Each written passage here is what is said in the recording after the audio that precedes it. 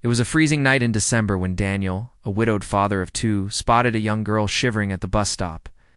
He'd been driving home from his late-night shift at the diner, exhausted and barely able to keep his eyes open. But something about the way she sat there, so fragile, so defeated, made him pull over. "Miss, are you okay?" Daniel asked gently.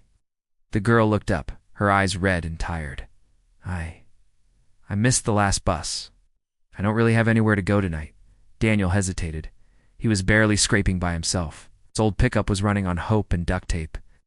And the small two-bedroom house he rented was already bursting with his two kids, Emily and Josh. But he couldn't, in good conscience, leave this girl in the cold. "Come on," he said finally. "I don't have much, but you'll freeze out here." The girl smiled faintly and thanked him.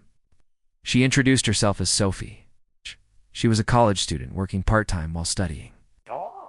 They exchanged numbers and Daniel drove her home. He had a feeling he was going to see her again, and he was right.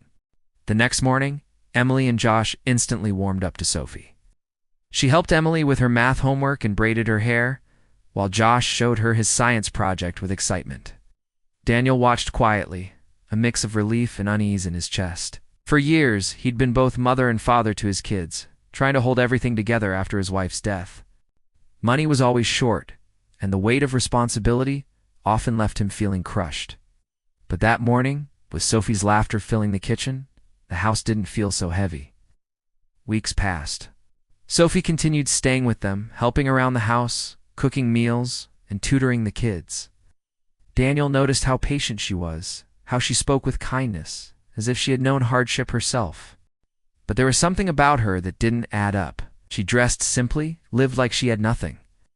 Yet there was a certain grace about her, a way she carried herself, as though she had grown up very differently.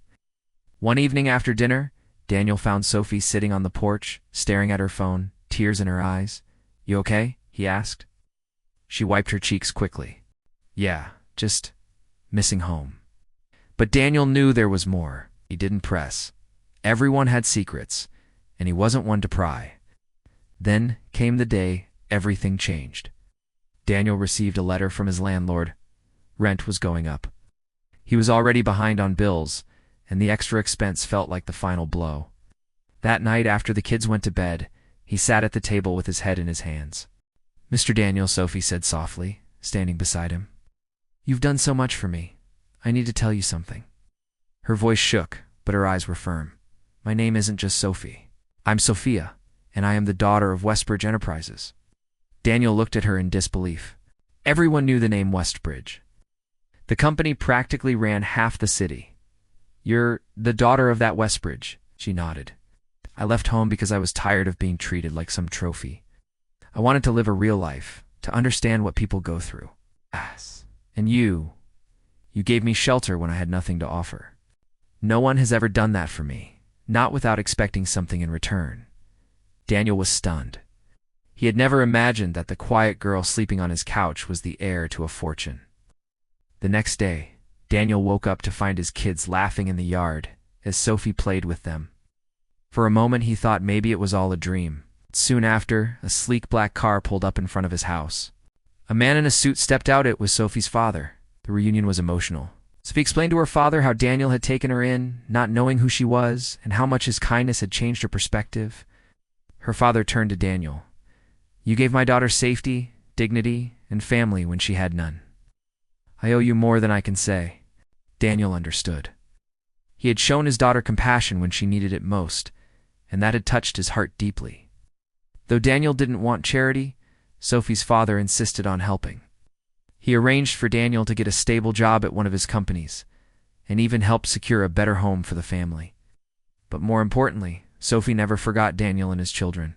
She visited often, becoming like the older sister Emily and Josh never had. Daniel, once a struggling father on the edge of losing everything, realized something profound. Sometimes the smallest act of kindness could bring unexpected blessings.